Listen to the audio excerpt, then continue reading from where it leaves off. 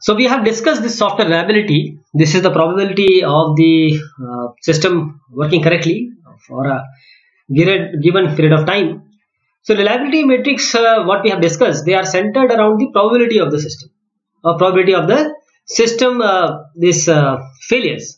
But it takes no account of the consequences of the failure, because the severity of failures may be very different. What will be the consequence, whether it is you can just ignore it, or it will be life threatening.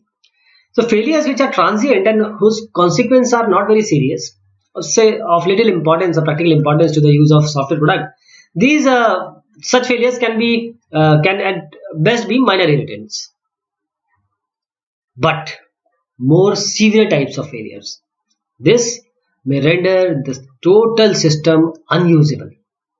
Thus, to accurately estimate the reliability of a software product, it becomes necessary to classify the types of failures, different types of failures. So there are different type of classes of failure. One is transient. Transient in failures, they occur only for certain inputs.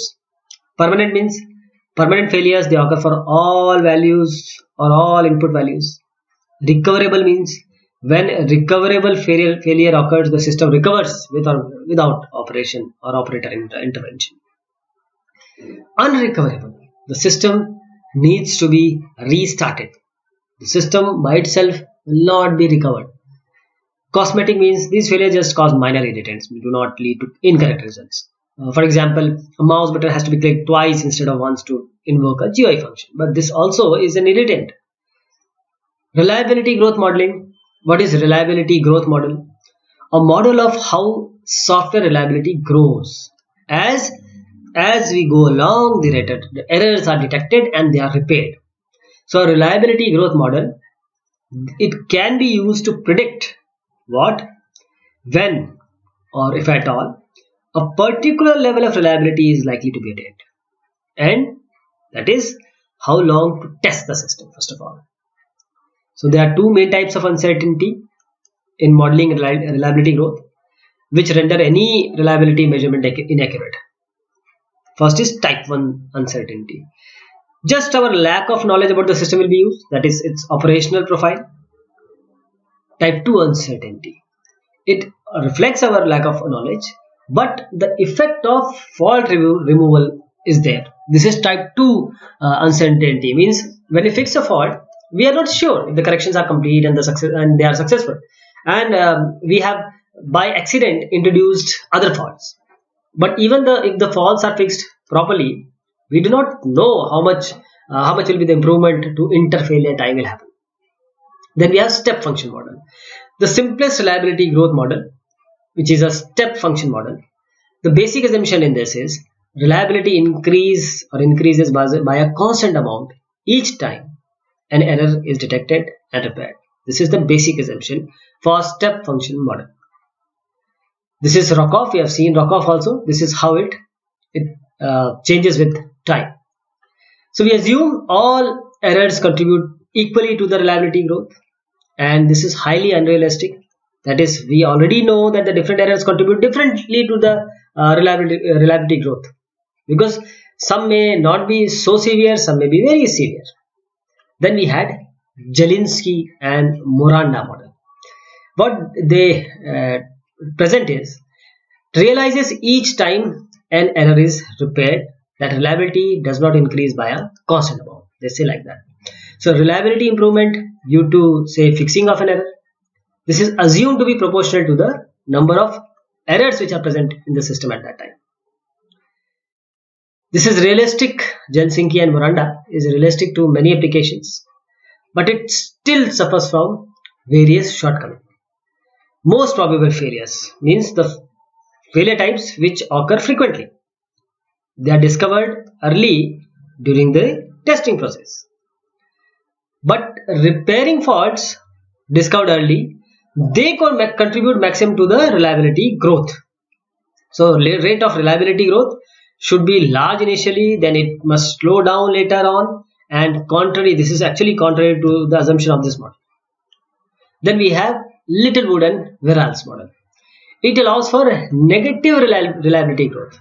So when the software repair introduces further errors, which models the fact that as errors are repaired, the average improvement in reliability per repair decreases.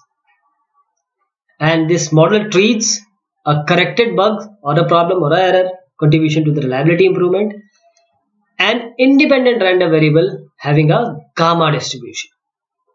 So removes bugs with large contributions to the reliability and the earlier than bugs with smaller contributions. So it represents diminishing or lowering return as test continues.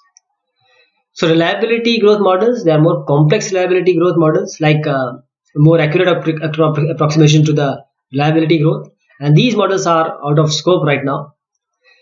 What do we mean when we say that applicability of reliability growth models?